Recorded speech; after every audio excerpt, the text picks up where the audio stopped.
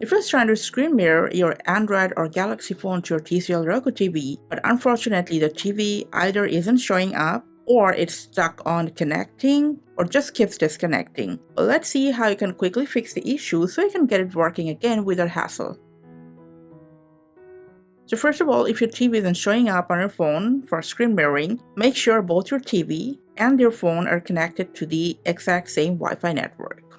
If they're in the same network but the TV name still doesn't appear on Smart View or Screencast, whatever phone you are using, just go to your TV, open Settings from the side panels, to System, then go to Screen Mirroring, and then to Screen Mirroring Mode. Now here, make sure it's not set to Never Allow. You can choose Always Allow, but Prompt is recommended to prevent accidental screen mirroring.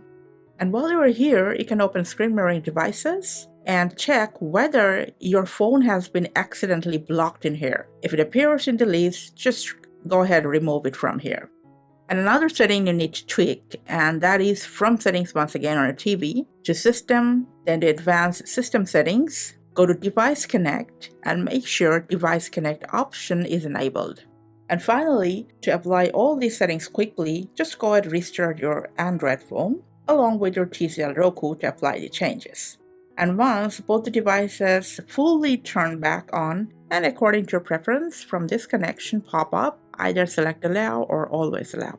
And you should be able to screen mirror without any issue. That's all for today. See you at the next one.